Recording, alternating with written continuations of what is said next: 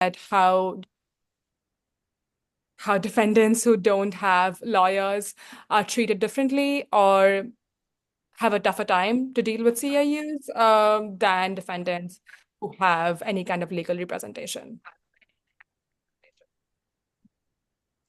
Hi, my name's Curtis Broadner. I'm another one of the CJI fellows. I want to walk through one of the three databases that we created while pursuing these stories.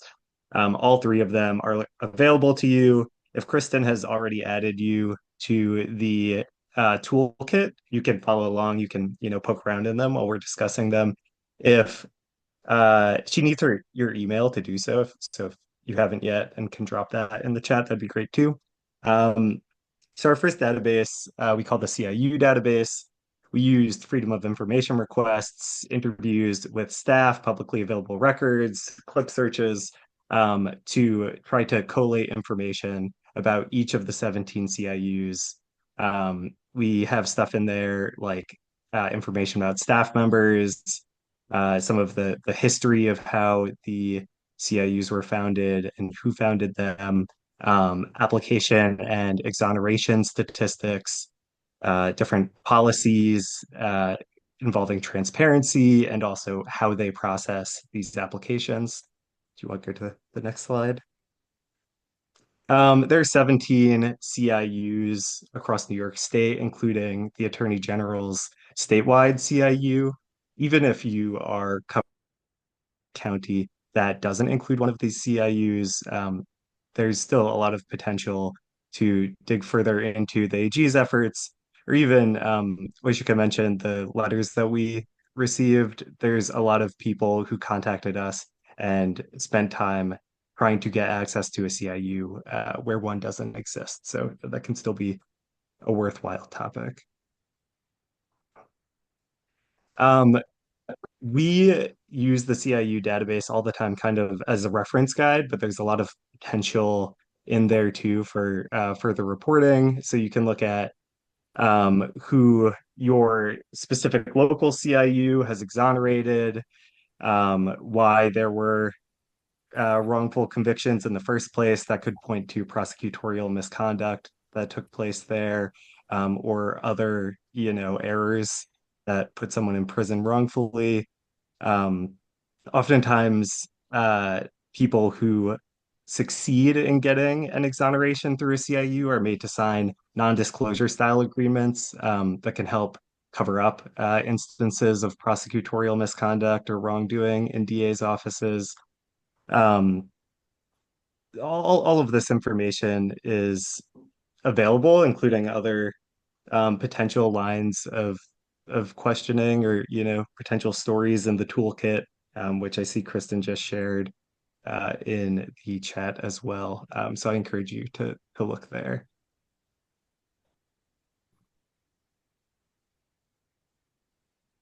Hey again. So this is the missed cases database, and this was basically the foundation of the day one story. But this database gets into exactly what happened in each of the 27 cases that we identified that a CIU sort of missed, or that a CIU passed on, even though that person ended up being having their conviction later reversed. So each of these has so much information about each of these people, including just basic statistics about who they are, their demographics, but then it also gets into what specifically happened in their case, basically anything you'd want to know about it. So you can really easily sort of get a sense of, okay, this person in my county who wasn't helped by a CIU, what sort of misconduct happened in that case, and that will be there. It will say, have they won a court, have they won like a federal or a state suit for compensation? There's a ton there. All of this comes from looking at court records, and also just having tons of phone calls with their defense attorneys. So essentially, the way we even found these people is we called like 100 different exonerees and said, "Hey, had you had any experience with the CIU?" So all this is coming from firsthand sources or court documents, and it's all been really carefully vetted. happy to jump on the phone with anybody who has a question about any of these people. The fact is, there are so many stories in this database that we just cannot get around to, and um, I'm sure any of them would make a great one-off, or something more potentially. Yeah, and just some more of the information. Why did they deny the exoneree's application is on there? Um, how many appeals and exoneration motions were denied before they got their freedom? What was the wrongful conviction a product of? One thing I think that's always important to know is that every single wrongful conviction, there was some sort of error that led to it, whether that was police error or prosecutor error or defense attorney error. Somebody did something wrong. You don't, generally get wrongfully convicted on accident. There's usually somebody who's not doing their job properly. So again, any of these I think could be a great story. But I'll make myself available whenever you guys need if you have some questions about a specific person or want to hear more about, their story. Hey, so this is our third database that's used for our story series. This is the database that we are still not ready to publish yet. It's not included in our toolkit, the link of it, simply because we are still in the process of fact checking it and like getting it really, really together. But a lot of this database was used for our second story in the series. It essentially looks at half of the over 90 exonerations that the NRE has recorded in New York. About over 45 of them included some allegation of prosecutorial misconduct according to the NRE. And we essentially analyze all of them and specifically look at DA's press releases that followed each exoneration that was backed by their CIUs, and look at if they hold any kind of official misconduct accountable, especially prosecutorial misconduct accountable. For the case of Brooklyn King's CIU, for example, we also analyze their CIU reports that they produce after every exoneration and see the difference between the report holds prosecutors to account vis-a-vis the DA's press releases. And essentially, it's just this one extensive database of everything that the DA's office have put out in public, if they have first acknowledged prosecutorial misconduct, and second, if they have acknowledged it, have they addressed prosecutorial misconduct publicly? And yeah, that is database. We'll let you know as soon as it's ready to be out. Yeah, as part of reporting these stories and putting together these databases, we filed extensive public records reports, over 100, or sorry, public records requests rather, over 100 requests, um, including requests to every single district attorney in the state, the attorney general's office, specific agencies. In some, we didn't get responses from it. Well, we got the legally uh, obligated responses from everyone, but a lot of places denied our public records requests. Um, but in some counties, we were able to obtain additional records uh, just through shoe leather reporting, interviews with individuals who applied to CIUs or with defense attorneys. And we're happy to make all of these records available for your own reporting. There's a lot of good stuff in there. I won't go specifically into each public record, but I tried to highlight here some of the records that we received for counties that are covered by some of the newsrooms that you work in, or at least some of the newsrooms that RSVP'd to be here. Um, Included in these records are, logs of CIU applications, copies of applications themselves, staff lists, case files, um, descriptions of policies or memoranda that were sent out to CIUs that instruct them on how they're supposed to operate. You can go to the next page too. There's further, yeah. Um, and even in some cases, we covered we were able to obtain some like records from specific cases. So if there's anything in the stories that you would like to report further on to, we're happy to share some of those records as well. And also, I should note too that if you look in the toolkit and you don't see a county that you're interested in covering, if you see that they refuse to respond to any of our records requests, that can often be a red flag that there might be something worth covering there if they're being defensive about sharing information that other CIUs were willing to turn over. And we filed so many requests too that we didn't necessarily have time to fight a lot of the denials. So if there are records that you want to obtain and we were denied, um, it might be worth it to jump on our initial request and see if you can, push harder and get them to turn it over, given that other places released similar information. Cool. Well, that's our presentation. If you have any questions, we would love to, yeah, walk you through some of our reporting or answer any questions you have. I would love to do like a quick round of introductions from our guests who've joined us and like just hear, which newsrooms people are joining from. And yeah, like Curtis mentioned, if you have questions about, a specific portion of this pertaining to your coverage area, like feel free to ask here. Alex, could you stop sharing the screen for a second so we can see everyone's intro? Yep. Thank you to all our partners for joining. Yeah, we have a few of you here. Do you all want to just go a quick intro? For those of you who joined late, I'll just explain a little bit. Columbia Journalism Investigations. It's an investigative reporting unit in Columbia Journalism School. It operates like a newsroom. Ryan Cost, Curtis Brodner, and Oishika Nyogi are reporters. They're full-time reporters paid by the school. They went through obviously the degree programs at the school, but then applied for fellowships and have been working on this particular project full time for, in some cases, more than a year. So what we are making available in the toolkit are the materials that we gathered and compiled to do this series of stories that we're going to be rolling out with New York Focus. You saw day one. I know many of you have republished it, and it was meant to be a statewide overview of the 17 conviction integrity programs in New York. That is more than most states except California. So New York has a lot of conviction integrity units compared to other states around the country.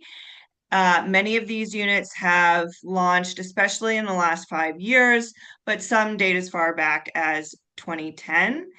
And this investigation is really meant to scrutinize the records of the units, which we found are incredibly secretive and opaque in their process for reviewing convictions.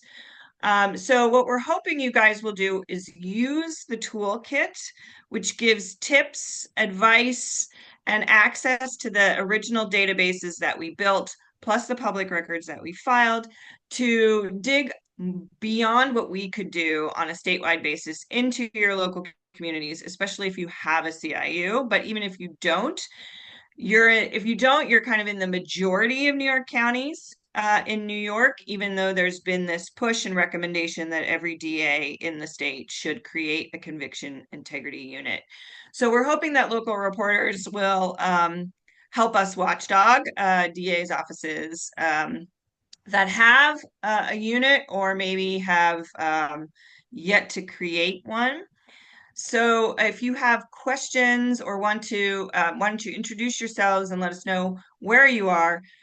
Ryan, Oishika, and Curtis could point you to the ways in which you could use the data and documents that we're making available here. So Chris, you had introduced yourself very briefly, but maybe if you want to tell us a little bit more about your coverage area. sorry. Yeah, I'm Chris Labinati. I'm the editor of Central Current. We're based out of Syracuse and we cover Central New York.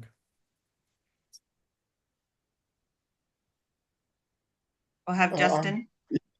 I'm Justin O'Connor. I'm a reporter at the Rochester Beacon. I do enterprise and data coverage, and we cover Monroe County and mostly the city of Rochester. Susan? Well, I'm not a reporter at all, but I'm interested in the issue. And I do have a newsroom who looks at things. I'm at WXXI in Rochester, New York, and we also are the part of the New York State newsroom, really collectively looking at issues that are affected by what's happening in Albany and obviously what's happened with the Justice Department. So I'm curious about the work that's being done in any collaborative journalism work. So, but I'm a general manager. I don't have any power, Yes, you any do. real reporting power. Patricia? There you go. Can you hear me? Yeah. Oh, excuse me. My name is Patricio Roballo. I'm a content producer for Radio Catskills, based out in Liberty, New York. We cover the Sullivan Catskills, a little bit of the Southern Tier, and a little bit of Northeast Pennsylvania. Oh, wow. Awesome. Yeah. So I guess I'm going to kick it to Ryan, Curtis, and Oishika to maybe point folks to the parts of the toolkit that seem most relevant to their coverage areas. Yeah, I'll start off real quickly. I'll just say that our colleague Willow Higgins, who isn't here today, she did a lot of reporting out of Monroe County and would be a great resource for anything coming out of that county if you all are interested in chatting with her one-on-one after you take a look at look at all the various things we have to offer in our toolkit. Other than that, I don't really know. I think, yeah, if you have any specific questions, I'm happy to answer them. I myself have done reporting out of Erie County and then have looked at cases in Queens, Kings, New York. Yeah, I think I might be forgetting one, but yeah, those are the places that I'm probably the most comfortable with. I think just adding on to what Ryan said, Onondaga County, the CIU there, that's interesting. It's an interesting unit, and you can go to our CI database for that. We actually don't have much records from there because they don't have much records, but it's a good place to dig into. It's one of those very, very informal units that gave us a tough time as a team to kind of figure out how we want to report out on. So yeah, I just saw Syracuse there, so I was like, okay, Onondaga has to be flagged off. But apart from that, yeah, I mean, the CI database personally, I think is the best jumping off point, and then the mixed case, and then anything, hopefully exonerative, we put that out. But yeah, the CI database would be it. Curtis, if you want to add something to that. Yeah, sure. I mean, I agree. The CIU database is a great place to start. If you can just identify like counties near you that you'd be interested in covering, see if they have CIU there. We suggested in the toolkit a few story ideas that everyone is welcome to look at and use. I'm curious if any of the reporters from other newsrooms here have a specific interest in like an angle, whether that be like DAs or specific cases, profiles of high profile exonerations.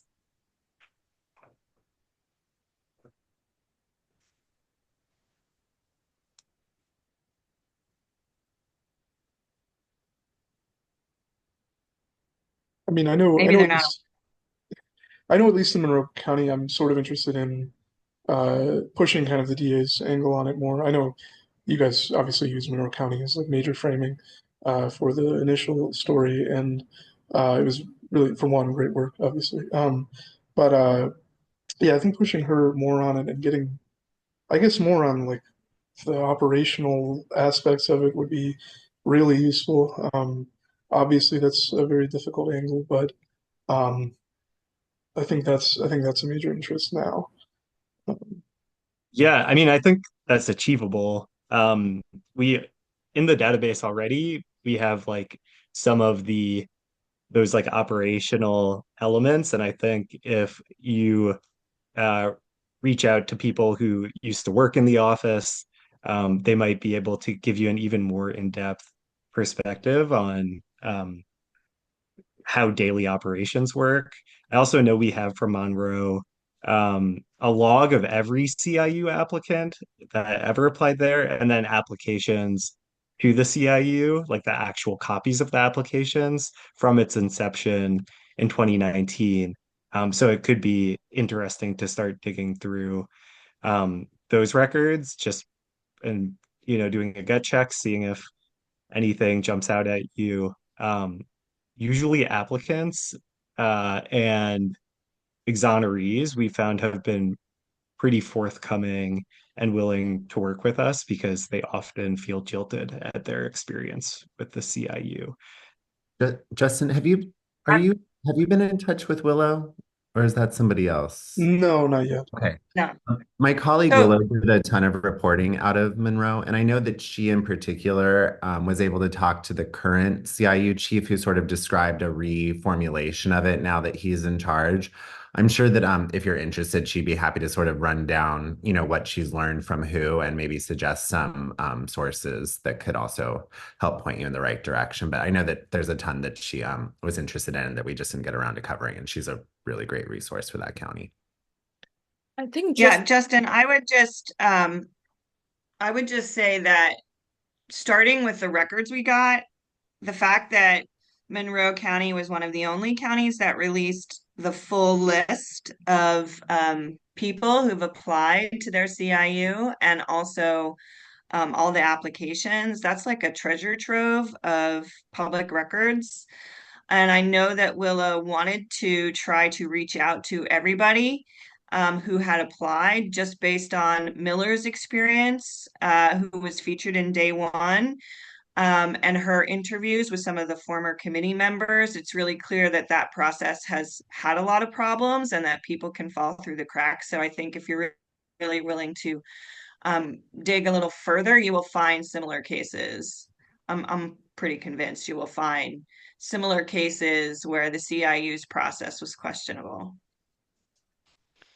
I And think I just do want to say that to work. Onondaga and Albany counties claim to have CIUs, and we went back and forth on whether or not we should include them in our database. With Albany, we decided not to. With Onondaga, we included it only because the DA has publicly insisted that there's a CIU, but their process really goes against best practices. Their CIU is essentially the appellate division bureau chief, which is not supposed to be the case. And so there's a lot of questions around, the process and whether or not they are really reinvestigating or using this as an opportunity to kind of bolster their defenses of their convictions.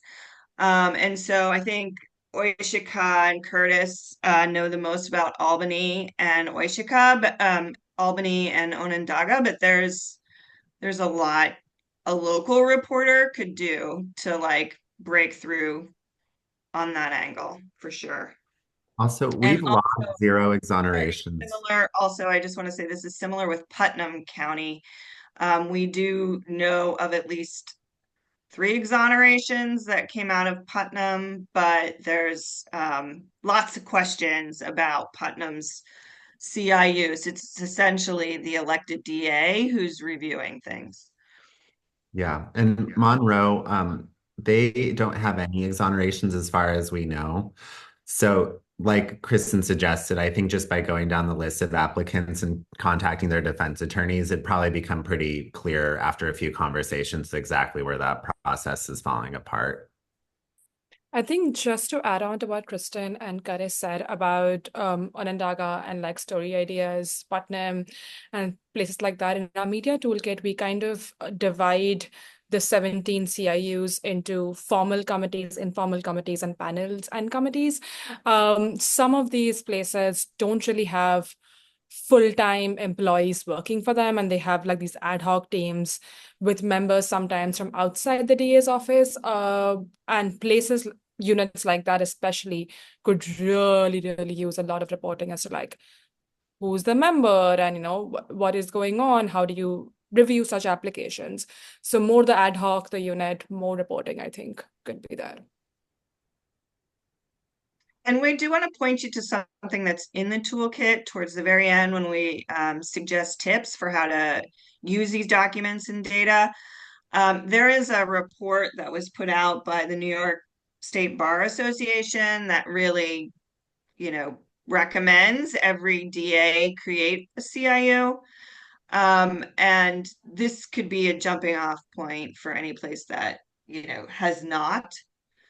Or the DA says they have, but it really is more lip service than anything else. So I just want to point that out because it's like there are advocates and others in the state that are really trying to push DAs everywhere to have a conviction review process as a way to address wrongful convictions.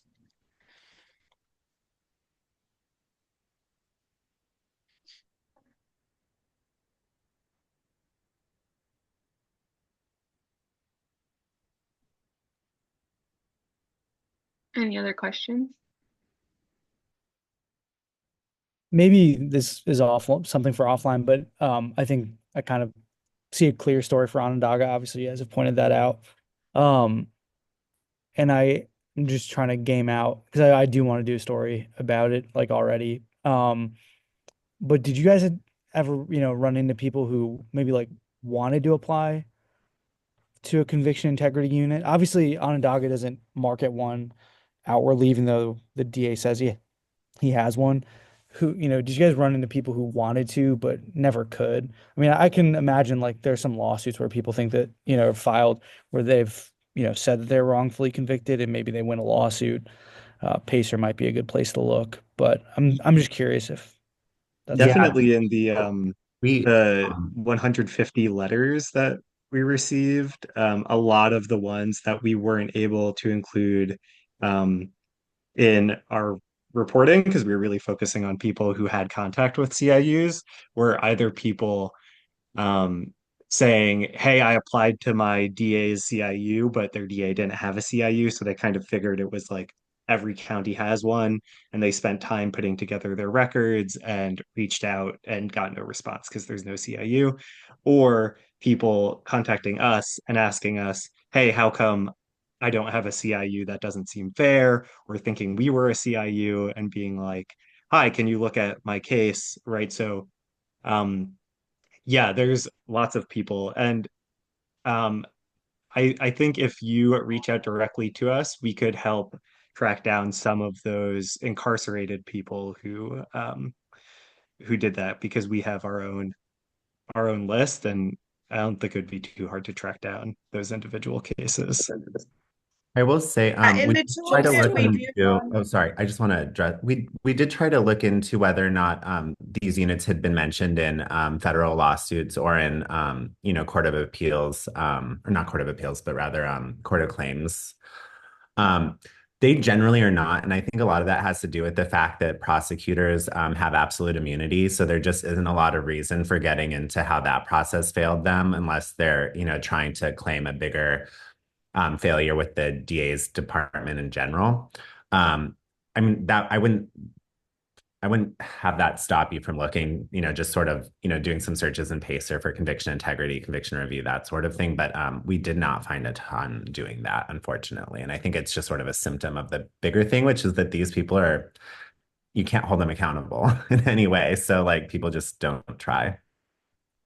Just to add on, Chris, I mean, I could talk about Onondaga forever, but it is also the kind of place where the Appeals Bureau chief, who is also the CIU chief, he mentioned they never got too many applications, which was very, very shocking to me. I think he said 10 to 12 applications that he knows of. They don't have an application form, so it's pretty like ad hoc where anybody can write a letter and then they'll decide how it goes about.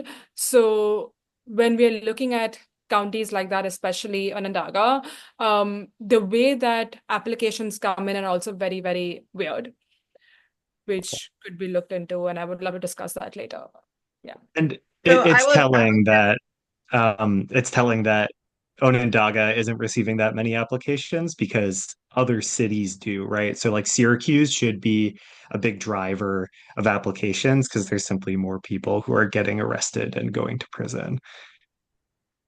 I just want to mention that if Oishika spoke at length with the Onondaga CIU chief, if he says there were 10 to 12, they did not respond to our FOIL request seeking those applications. And that's one thing you could piggyback on and push. And then, of course, we can look at our letters from incarcerated New Yorkers to see which ones are from your area, because like Curtis said, we're focused on people who applied to CIUs, but then, if they didn't know there was a CIU, they may not have applied, but are interested and trying to figure out how to petition. So either of those scenarios, we can look in our database of people who wrote letters to see if they're from Onondaga County. The CIU database also indicates whether or not the application is public or whether or not there's even an email address. Because I think that there are at least like maybe 5 where I don't think that there's any obvious way for these people to apply to these programs, especially if you consider that these are people who are likely in prison.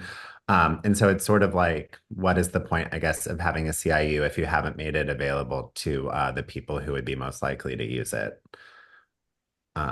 And that itself, I think, is an interesting through line.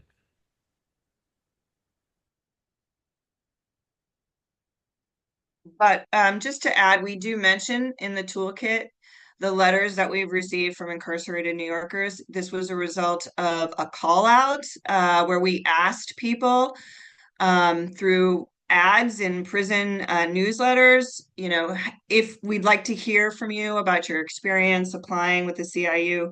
We did get a lot of letters, and we are definitely not able to track them all down. So, follow these various leads. So we're happy to